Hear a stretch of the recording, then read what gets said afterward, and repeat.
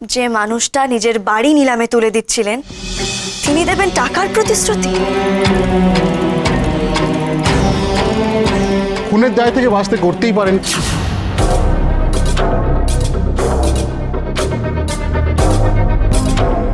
আর সনাতন বাবুর মুখ বন্ধ করার জন্য যেই টাকাটা দেওয়া হয়নি তারই বা কি মানে আছে?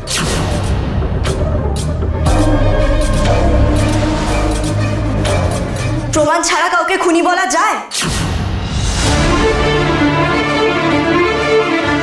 আমি মহামান্য আদালতের কাছে জানতে চাই, প্রমাণ ছাড়া কি সত্যি কাউকে খুনি বলা যায়? সৌমেন বাবু, আপনি নিয়ন্ত্রণ রেখে প্রশ্ন করুন। আমার এই মুহূর্তে আর কিছু বলার নেই। প্রিয়াঞ্জলি সরকার, আপনার কিছু বলার আছে? মাই লর্ড, আমি তিনজন দৃষ্টিহীন মানুষকে প্রশ্ন করতে চাই যারা অভিযোগ করেছেন এই শুশ্রূষা টনিক খেয়ে দৃষ্টিশক্তি হারিয়েছেন। ওনাদের নিয়ে আসুন।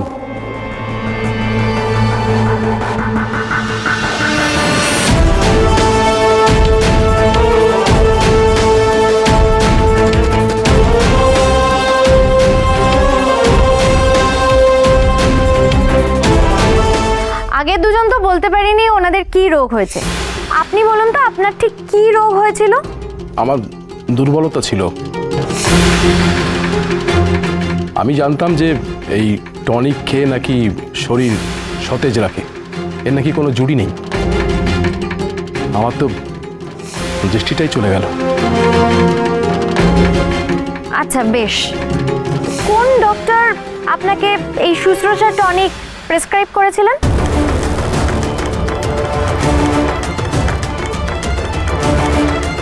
ওই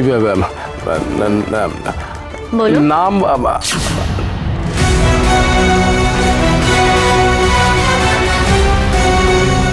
নামটা বলুন, ডক্টরের নামটা বলুন, আর প্রেসক্রিপশনের একটা কপি দিন আমাকে, বলুন।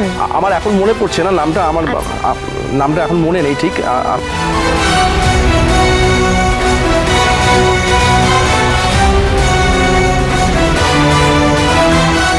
রেডিও দিদিমণি কিন্তু মোক্ষম প্রশ্ন করেছেন। বলেছো দা ভাই, এবার দেখি না কোথা থেকে প্রেসক্রিপশন দেখায়।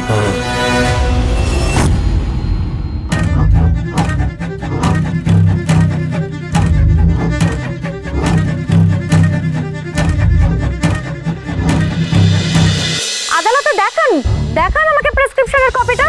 দেখুন, আমি অন্ধ মানুষ, প্রেসক্রিপশন আমি কোথায় রাখবো কিভাবে আমি তো জানি না এইসব। আমি কি আশ্চর্য নবিশ প্রশ্ন করছেন! ডাক্তারের প্রেসক্রিপশন কি সবাই গুছিয়ে রাখে? হারিয়ে গেছে কোথাও?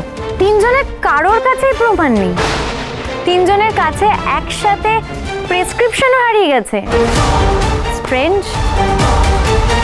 মহামান্য আদালতের কাছে আমি এটাই বলতে চাই, এই প্রেসক্রিপশনের যদি কোনো প্রমাণ না থাকে তাহলে এটারও কোনো প্রমাণ নেই শশীভূষণ গুহর টনিকে কোনো রকমভাবে লেড আছে। 150 বছর ধরে যে কোম্পানি কন্টিনিউয়াসলি মানুষের সেবা করে যাচ্ছে সেই কোম্পানির টনিকের মধ্যে সীসা থাকতে পারে না।